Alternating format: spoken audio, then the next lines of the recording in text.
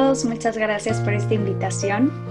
Agradezco que me hagan partícipe de esta preparación para Semana Santa, en donde pues nos encontramos con el momento de mayores gracias en el año litúrgico, en donde recordamos la pasión, la muerte y sobre todo la resurrección de nuestro Señor Jesucristo. Entonces, en vistas a esta preparación, fui invitada para darles una conferencia. Agradezco mucho a Familia Misionera que me haya invitado. Voy a compartir mi pantalla para que podamos iniciar esta conferencia.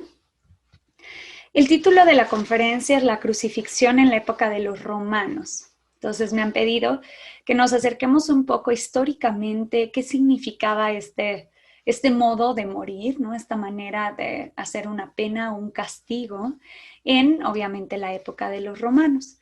Entonces vamos a introducirnos un poco a este tema, será un poco más histórico y arqueológico, pero pues dejaré unos últimos momentos para hacer también una reflexión teológica al respecto.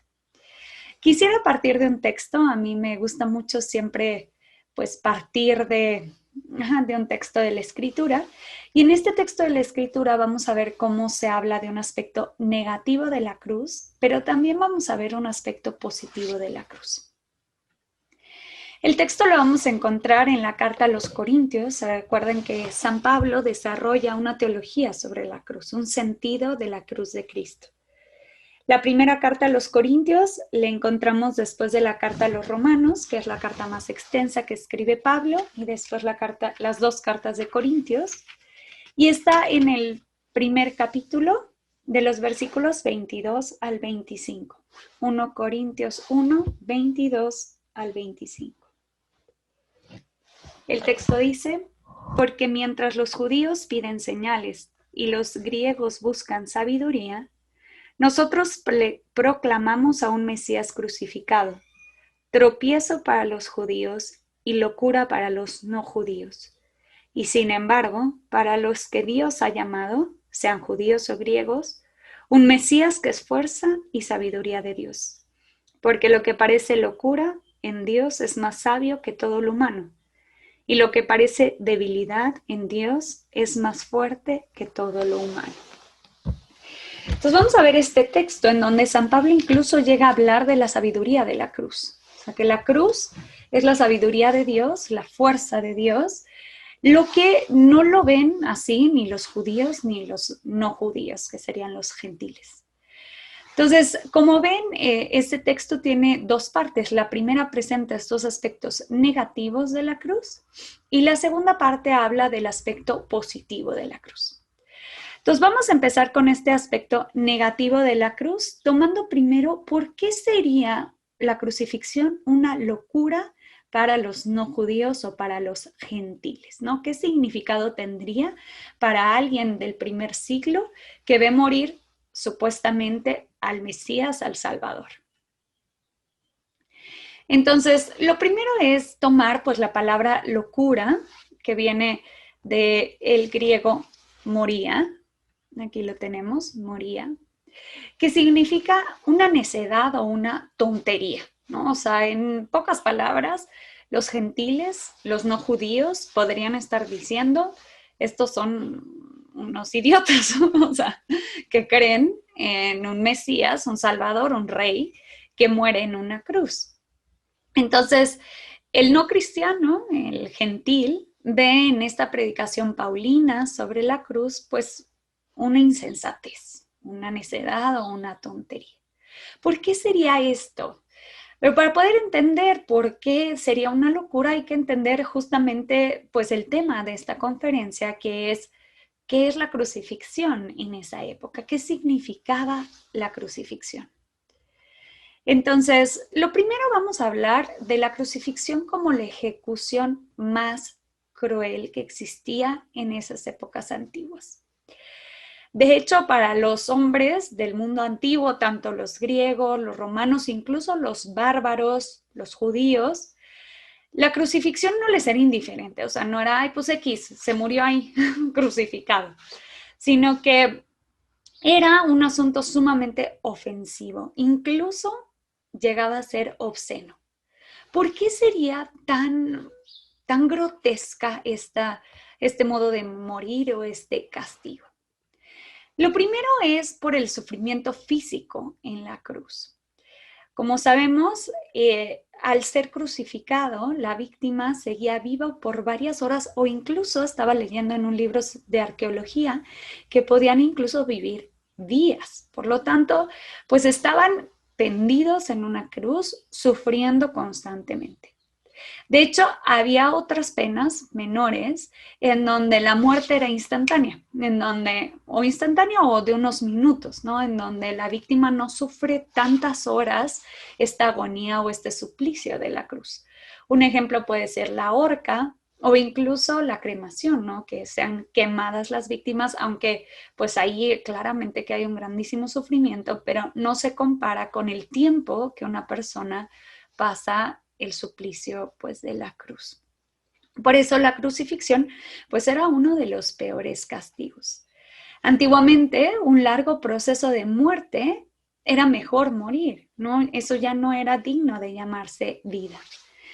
Vamos a tocar un poco la mentalidad de la época con un texto de un texto de la literatura antigua en donde se ve como este sentido o esta pregunta, ¿no? De quién quisiera, ¿no? Morir en la cruz o cómo esta crucifixión pues realmente es de los peores castigos y las peores muertes.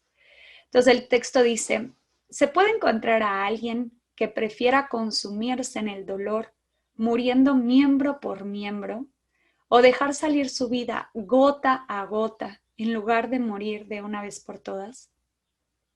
¿Se puede encontrar a algún hombre dispuesto a ser atado al árbol maldito, enfermo desde hace mucho tiempo, ya deforme, hinchado de horribles ronchas en los hombros y el pecho, y respirando con vida en medio de una agonía prolongada? Tendría muchas excusas para morir, incluso antes de subir a la cruz. Entonces, bueno, este texto ya nos está haciendo ver que para los antiguos la muerte en la cruz era realmente una maldición, era algo terrible. Además de este sufrimiento físico que la persona experimentaba en la cruz, también la cruz es una humillación pública. Es decir, su cuerpo está expuesto, casi siempre desnudo, ¿no? Había algunas veces que se cubrían los genitales con un paño, pero casi siempre estaban presentados desnudos. Y entonces eran vistos por toda la población, porque se solían colocar, ahora vamos a ver en detalle en qué lugares, pero lugares públicos en donde la gente los podía ver y por lo tanto pues era una grandísima forma de humillación. Era una manera de someter a la víctima pues a la más grande indignidad, ¿no? Ahí expuesto como un animal, todos pudiendo verlo desnudo y pues incluso pudiéndose burlar de él, mofar de él. Y es lo que sucede efectivamente en la crucifixión de Cristo. Lo único con lo que se puede comparar, en conclusión, esta muerte es con el terrible entretenimiento popular de lanzar a las víctimas a ser comidas por los animales, ¿no? Igual es un sufrimiento pues que se prolonga, es un sufrimiento que es una humillación pública, todo el mundo está viendo cómo esta persona está sufriendo y por último pues también es devorado por los animales y eso también sucedía en los cuerpos que pendían de la cruz.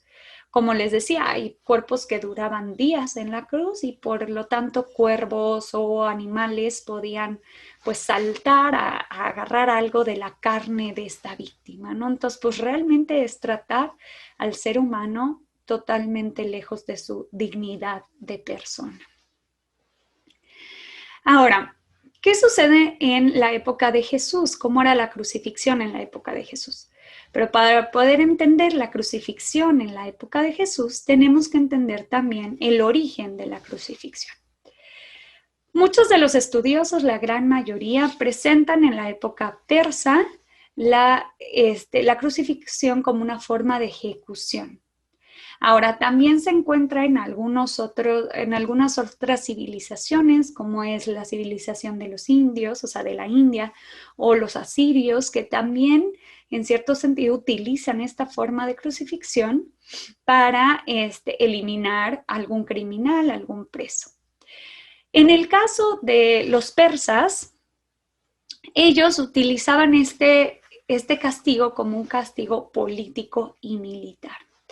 Es decir, era impuesto a altos oficiales, a comandantes rebeldes que pues querían ir en contra del imperio. Y entonces se lleva a cabo esta ejecución pública como ejemplo para hacer ver que quien quiera seguir pues esos caminos de rebeldía contra el imperio, pues su fin va a ser el más terrible de todos, ¿no? Entonces, pues en ese sentido vemos cómo pues los persas inician este modo de ejecutar a través de la suma, la máxima pena, ¿no? Que sería esta crucifixión. Ahora, los romanos pues heredan esta tradición que pues ya no solamente los persas practicaban, sino pues varios imperios lo utilizaban para dominar. Entonces, pues retoman los romanos este modo de realizar un castigo, una pena. Para los romanos, la crucifixión era presentada como una de las penas máximas. Uno de los testimonios escritos que tenemos es un texto que se llama La Sentencia, que es compilada en el 300 después de Cristo, pero tiene su origen en un jurista, Julius Paulus, del 200 después de Cristo, es decir, en el tercer siglo, que pues sí nos puede reflejar la cultura también del primer siglo, en donde él pues retoma toda la tradición legal romana en sus textos para indicar pues cuáles han sido las sumas sentencias, como lo llama, suma suplicia o suplicios máximos, y se coloca en este texto a la cabeza la crucifixión. Entonces sería la pena máxima. ¿Cuáles vienen después? La cremación, el poder quemar a una víctima, o la decapitación, ¿no? El modo en que murió Pablo. Porque recuerden que Pablo era ciudadano romano. Entonces, esto es lo primero, ¿no? Ya el hecho de que se nos diga que la crucifixión es una de las penas máximas quiere decir que era de los suplicios más atroces, ¿no? Más terribles.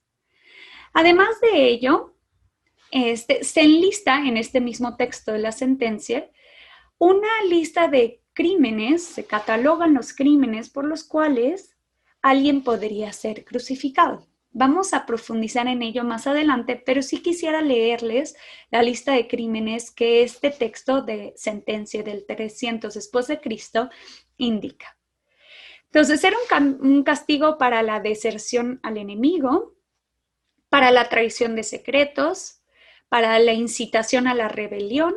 Estos tres están más ligados a lo que dijimos, a un castigo político y militar. Además, por el asesinato, por hacer profecías sobre el bienestar de los gobernantes, por la impiedad nocturna, la magia, los casos graves de falsificación de voluntades, etc. Entonces, bueno, ahora solamente los enlisto como vienen en este texto de la sentencia, pero vamos a regresar a ello. Además, una de las cosas que es distinto a cómo los persas llevaban a cabo esta ejecución es que para los romanos solo se lleva a cabo a la clase baja. Para los persas no, al contrario, era una ejecución para la clase alta de grandes dignatarios que pues justamente se habían rebelado y habían ido en contra del poder imperial. En el caso de Roma, no, era una muerte tan indigna, tan inhumana, que las clases altas pues evidentemente no sufrían este castigo, sino solamente la clase baja. Esto nos recuerda que pues evidentemente Jesucristo era sencillo, era pues de la clase baja, de la Galilea, de los pobres, ¿no? De Galilea y no de la alta sociedad de Jerusalén. Además, una de las cosas más terribles es que pues la crucifixión era un castigo en donde a los verdugos se les daba libertad y creatividad para hacer lo que quisieran con la víctima. Se podían burlar de ella, le podían golpear, le podían escupir, podían hacer lo que ellos quisieran, como lo vemos en el caso de la crucifixión de Jesús.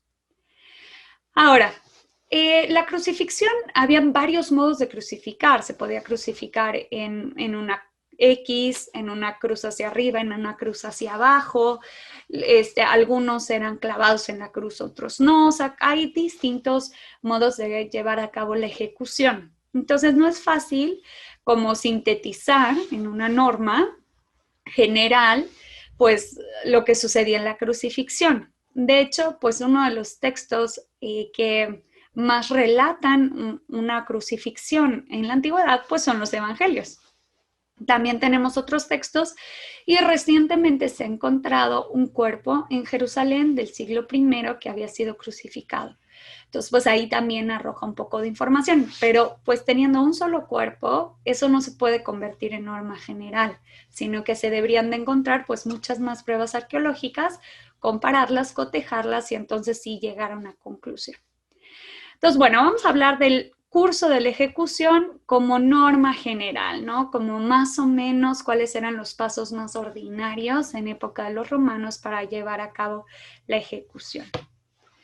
Lo primero que hay que decir es que se incluían los azotes, o podían ser azotes, que es un tipo de golpe, o la flagelación, que es otro tipo de golpe, que tiene como unos huesos al final del flagelo para golpear a la víctima, y esos huesos le arrancan la piel. Lo más seguro es que Jesucristo sufrió este segundo. ¿Por qué se hacían estos azotes o esta flagelación antes de la crucifixión? Para que el sufrimiento de la cruz no fuera tan tormentoso y la persona pudiera morir pronto. Se le debilitaba, no hasta matarla, porque de hecho la flagelación también era una forma de muerte, pero se le debilitaba a tal manera que él todavía pudiera cargar con el propio travesaño de la cruz, llevarlo hasta el sitio de la ejecución y luego ser crucificado y morir en la cruz. Obviamente, pues tenían que medirse un poco para que el preso tuviera la fuerza de llegar hasta la cruz.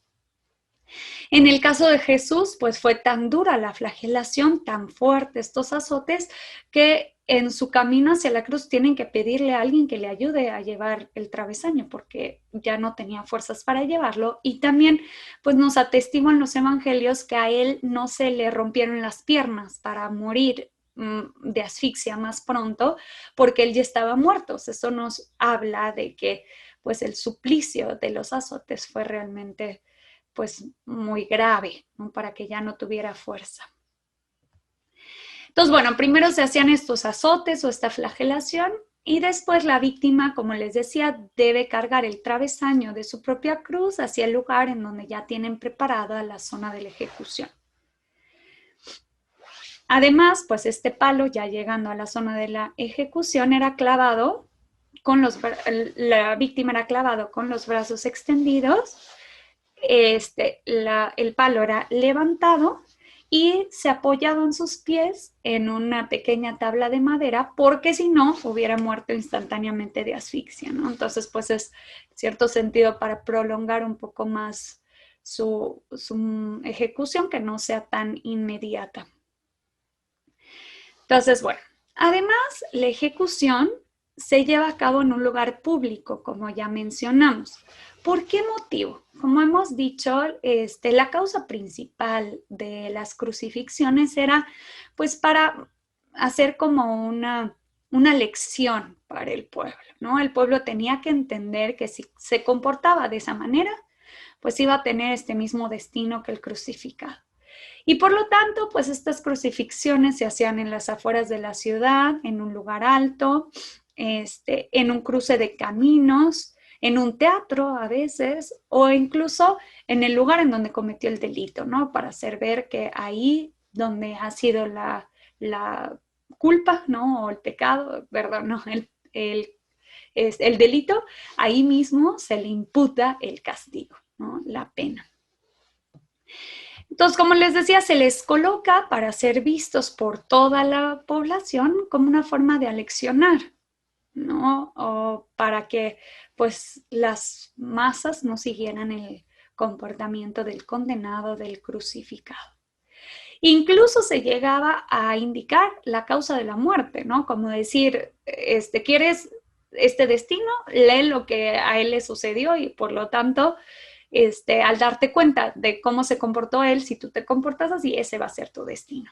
Y lo sabemos por los testimonios de los evangelios, que a Jesús también se le colocó el motivo de su muerte y entonces decía Jesús, rey de los judíos, en 3 idiomas, para que todo el mundo se enterara, ¿no? Latín, griego y arameo, de que ha sido crucificado porque se ha hecho a sí mismo o ha anunciado que él es el rey de los judíos. ¿Qué sucede en el caso de Jesús? Pues como sabemos, a Jesús lo llevan a las afueras de la ciudad de Jerusalén, afuera de la muralla, muy cerca de la muralla, pero ya en las afueras de la ciudad, en una zona que lo más seguro es que era una cantera de donde se sacaba piedra y al haber excavado en esta piedra, pues queda con una forma de calavera, por eso se llama el Gólgota, la calavera, lugar de la calavera, en donde ahí es crucificado otra vez, como decíamos, en alto para que fuera visto por la población que vivía en la ciudad de Jerusalén.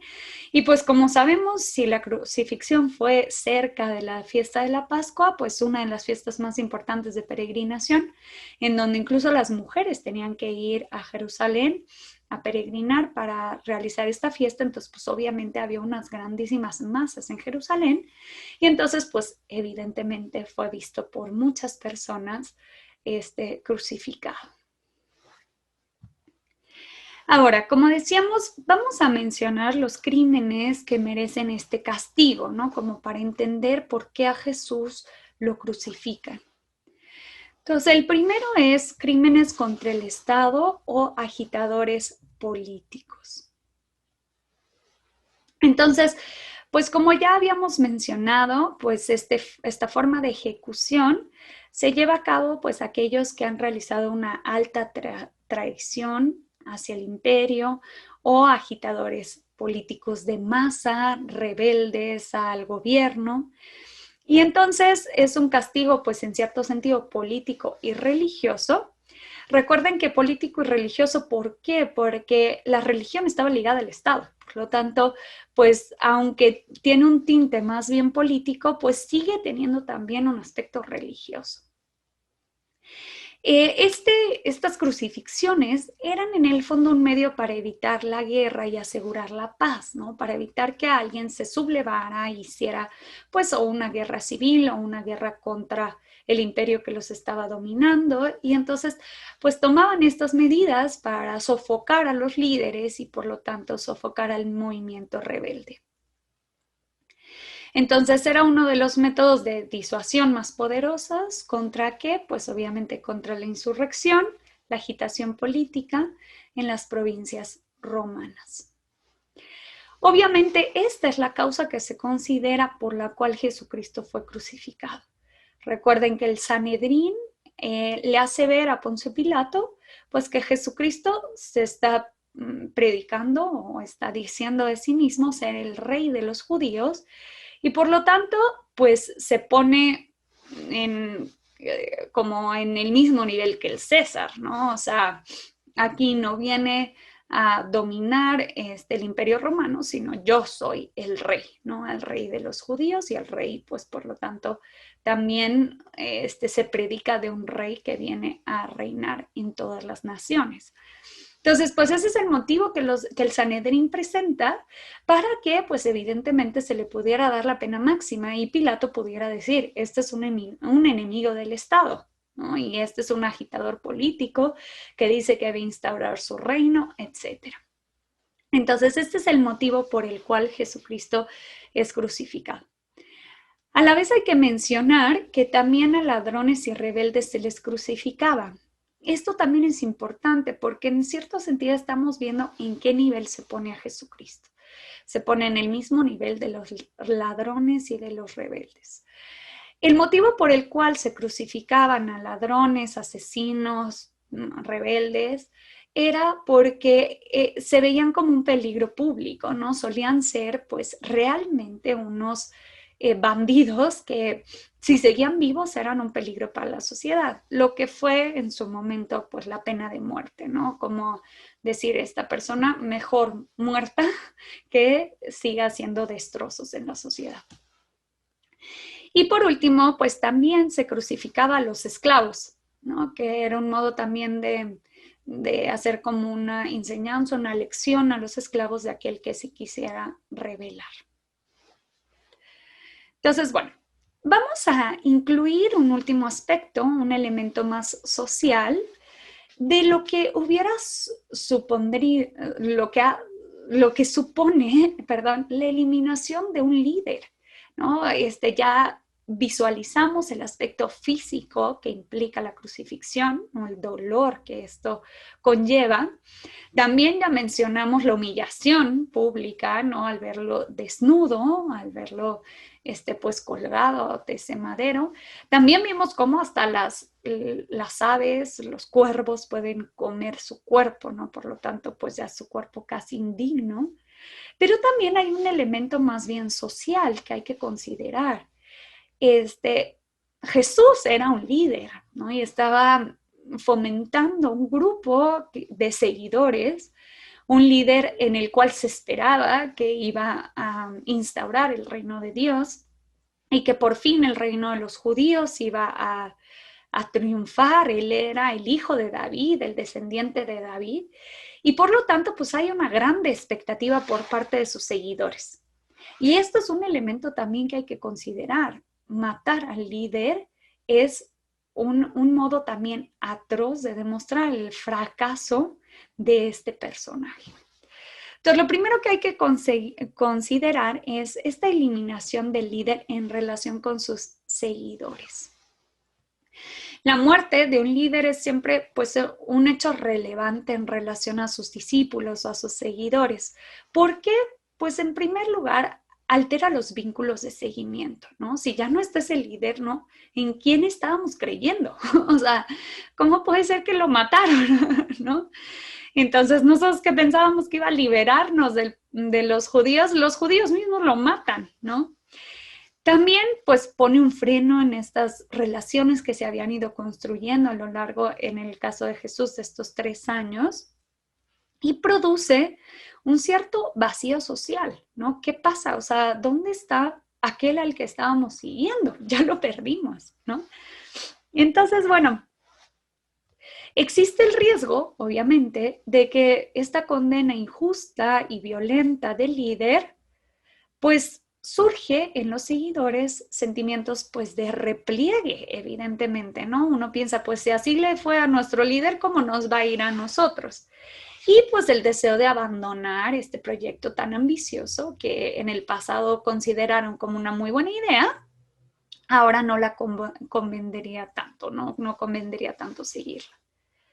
Ahora, en relación con los enemigos, pues obviamente a la muerte de este líder, pues pierde todo el respeto de los enemigos. Los enemigos podrían concluir, hemos vencido, ¿no? Este líder pues ha sido derrotado, ha sido ajusticiado y por lo tanto pues los adversarios han vencido.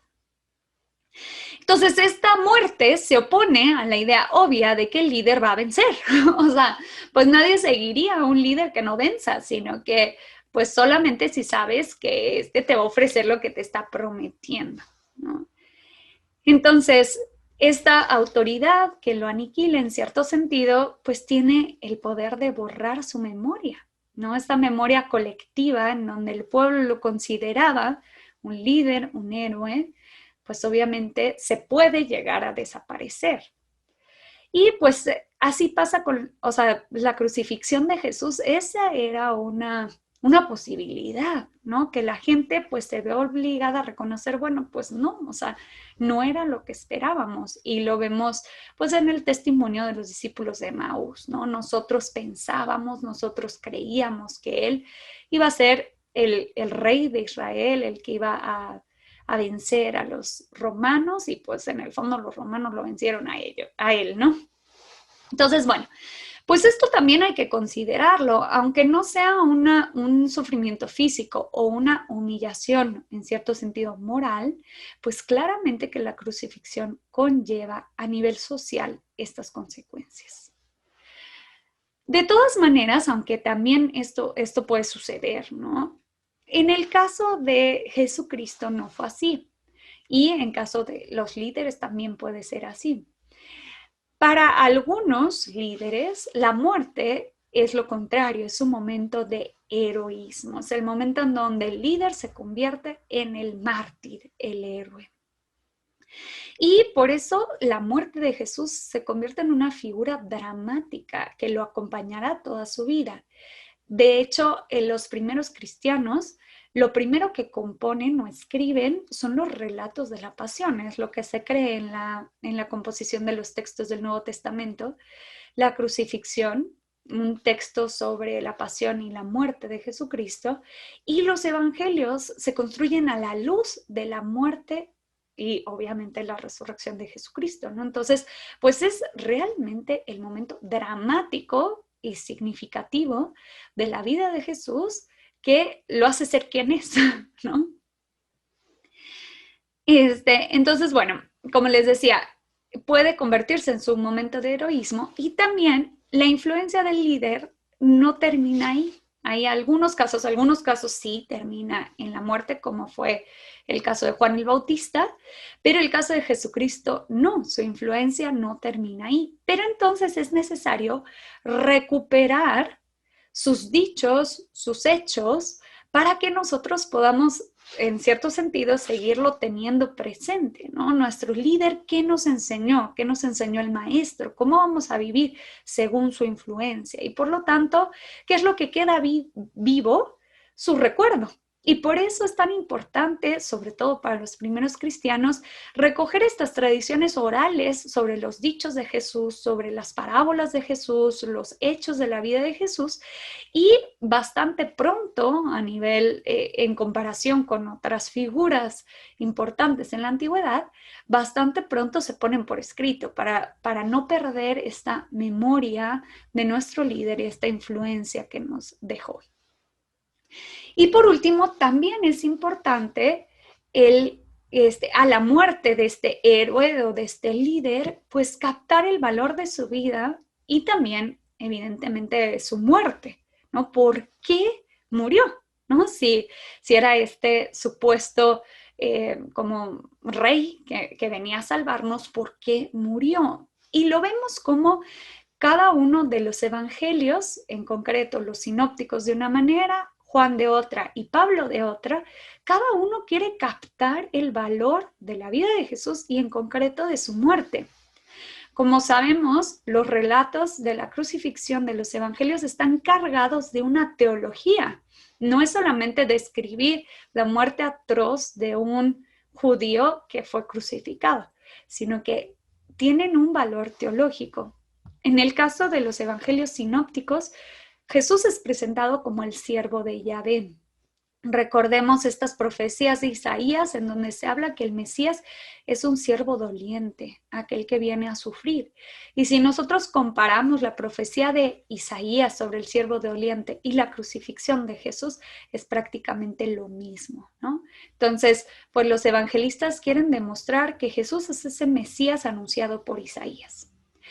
¿Qué es lo que hace Juan? Juan lo que quiere demostrar es que Jesucristo es el rey de los judíos. Por lo tanto, todo su proceso ante Poncio Pilato, su crucifixión, está lleno de simbolismos que recuerdan que Jesús es el hijo de David, es decir, el Mesías, el ungido, el heredero de la dinastía davídica.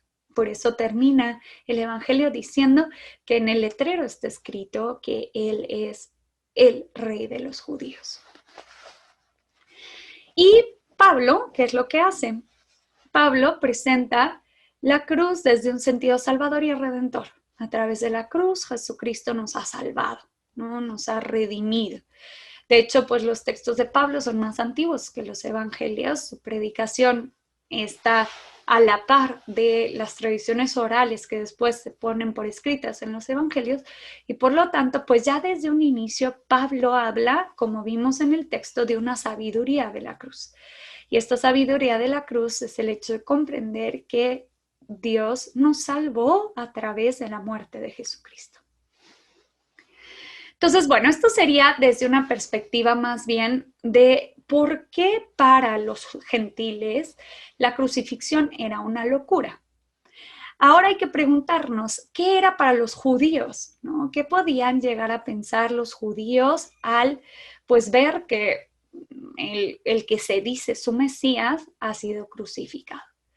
Entonces Pablo en este mismo texto a Corintios dice que para los judíos la crucifixión es un tropiezo o un escándalo. Vamos a ver un poco por qué sería un escándalo para los judíos. La palabra griega de escándalo es skandalon, está muy fácil, es decir, escándalo viene del griego.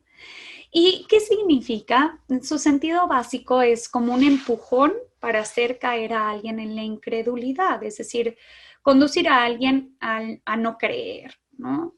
Para que sea causa de pérdida de la salvación o incluso como una seducción, ¿no? Para conducirle a la condena, a la perdición. Entonces, ¿por qué sería para los judíos este hecho de que Jesús, presentado como Mesías, muere en la cruz, se convierte en este empujón para hacerlos caer en la incredulidad? Pues vamos a ver un poquito por qué podría ser esto. Lo primero es, vamos a ver en la historia judía si hubo o no crucifixión. Lo primero que tenemos es en la época de los asmoneos, con Alejandro Janeo, se lleva a cabo una crucifixión. Él manda crucificar 800 fariseos. Los fariseos, recuerden, es una fuerza también religioso-política que se puede llegar a oponer al poder en este caso del rey judío. Y por lo tanto, pues la crucifixión, tomada de la tradición también persa para los judíos, pues era una forma de muerte aplicada en casos de alta traición. Y para ellos, pues la traición sería a quien quiere traicionar a su pueblo ante un enemigo extranjero. En este caso, pues Alejandro Janeo decide crucificar a 800 fariseos y este recuerdo se tiene retomado en la Mishnah. O sea, desde la Mishnah se recuerda pues esta crucifixión de los fariseos.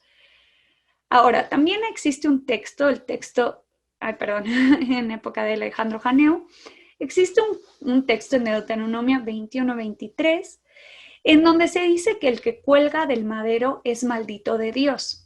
Pero no se refiere a la crucifixión, se refiere más bien, había veces que se llevaba a cabo una lapidación o incluso se ahorcaba a la víctima y se colocaba en alto sobre un madero, también para hacer ver pues que si se comportaban de cierta manera, ese podía ser su destino. Entonces, se habla de el maldito de Dios que cuelga del madero, no tanto como un crucificado. Pero este texto es aplicado posteriormente a estos 800 fariseos que mueren, ¿no? Crucificados. Entonces, pues sí se puede decir que para ellos, para los judíos, colgar del madero es signo de maldición, aunque sea en otro contexto. ¿Qué podemos decir de la crucifixión de Jesús?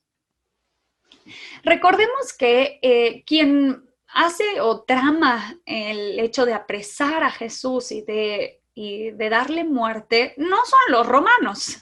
No, los romanos pues apenas si les interesaba ahí un Jesús de Nazaret que dice ser el rey de los judíos, ¿no? Para ellos pues, está loco, déjenlo ahí, ¿no? No era un peligro social o para el imperio, ¿no?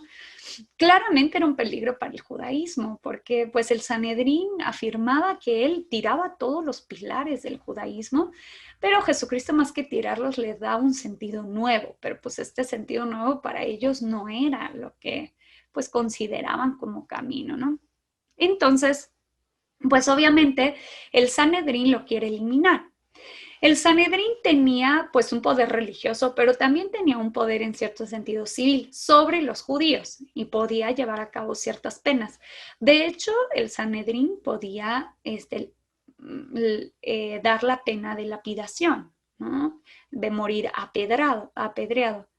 Pero en el caso de Jesús, que de hecho en algunos momentos, como lo atestiguan los evangelios, quieren apedrearlo y Jesús huye, pues en el caso de Jesús, ellos ya la lapidación les parece poca cosa. Ellos quieren la pena máxima y para poder conceder la pena máxima, pues la tiene que conceder el gobernador o en este caso el procurador Poncio Pilato.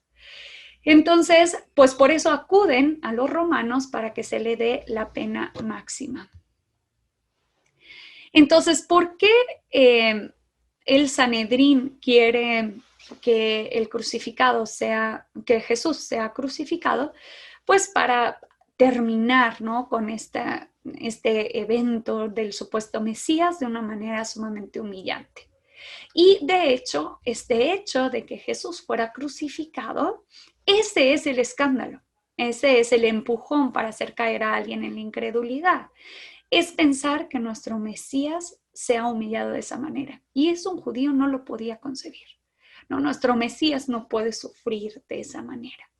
Entonces, este es el grandísimo escándalo para los judíos y por lo tanto no pueden aceptar que Jesucristo hubiera sido su rey, su Mesías, que hubiera llegado a esa humillación tan profunda, ¿no?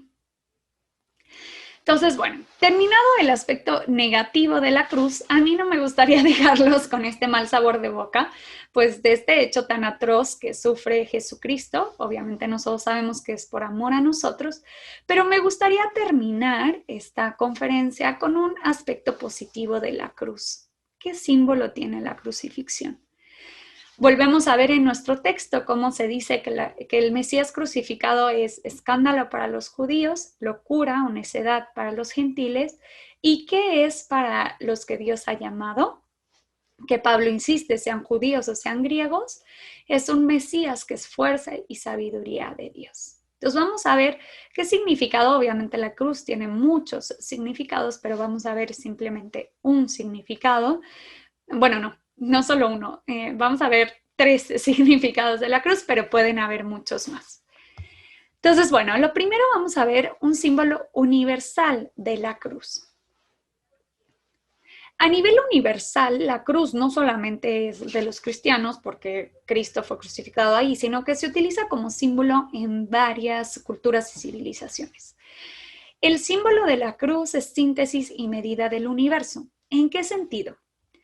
La cruz tiene un brazo horizontal, ¿no?, que evoca como una totalidad cósmica de los 4 vientos, los 4 puntos cardinales, las 4 fases lunares que marcarían obviamente el calendario, las semanas, y las 4 estaciones del año que es que lo marca el sol, ¿no? Entonces, pues tenemos este sentido del 4, que es un símbolo de universalidad, de totalidad, y entonces este brazo horizontal evoca esta realidad cósmica, ¿no?, del universo. Pero a la vez tenemos un brazo vertical que muestra la unión entre el cielo y la tierra, ¿no? De la tierra se une hacia el cielo con este palo. Por lo tanto, la cruz sería esta síntesis y esta medida del universo. Este sentido se llegó a aplicar a la cruz de Cristo. Ya los primeros cristianos, los padres de la iglesia, aplican este sentido a Cristo. Vamos a ver a San Ireneo, que dice: Cristo vino de forma visible a lo que le pertenecía y se encarnó y fue clavado en la cruz, de manera que resumió en sí todo el universo. Entonces aquí vemos este sentido de la cruz que está marcando lo horizontal y lo vertical, todo el universo que confluye en este centro de la cruz. Y además San Cirilo de Jerusalén llegará a decir: Dios abrió sus manos sobre la cruz para abrazar todo el mundo, y por eso el Gólgota se convirtió en el centro del mundo, también tomando este simbolismo de la cruz como síntesis y centro del universo. Ahora, este es un símbolo universal de la cruz, pero también hay un simbolismo bíblico de la cruz. El primer simbolismo lo encontramos en la serpiente de bronce. Recuerden que en la época en el desierto, donde el pueblo de Israel pasa teológicamente 40 años es un número teológico, pasa un periodo de prueba antes de entrar en la tierra prometida. Pues ahí en el desierto les pican la serpiente y entonces Dios manda a Moisés construir una serpiente de bronce y todo aquel que viera la serpiente de bronce quedaría curado. Pues este sentido lo aplica también Juan. Vamos a leer el texto. Juan 3:14, en donde se habla de que Jesucristo va a ser levantado, como también la serpiente en el desierto, en vistas a la redención de toda la humanidad. Entonces el texto dice, Juan, y así como Moisés levantó la serpiente en el desierto, así también el Hijo del Hombre tiene que ser levantado. Entonces aquí tenemos un simbolismo bíblico de la cruz. Jesús va a ser levantado. Si hubiera muerto, si lo hubieran matado lapidado, pues no se hubiera levantado para hacer este símbolo de aquel que lo ve, que cree en él, recibe la redención, la salvación en este caso del pecado. Y por último, también tenemos este sentido de ser puente entre el cielo y la tierra. Recuerden que la cruz, pues su eje vertical, pues este puente entre el cielo y la tierra. Recordemos cómo Jacob, uno de los patriarcas en Betel, tiene un sueño, se acuesta sobre una piedra y sueña una escalera que une al cielo y a la tierra y ángeles del Señor que suben y bajan de esta escalera. Y él concluye, esta es la puerta del cielo, la casa de Dios y la puerta del cielo, ¿no? Entonces, él se encuentra en la presencia de Dios y ahora vamos a ver cómo se aplica esto también a la cruz. En Juan 1:51, en el discurso de Jesús,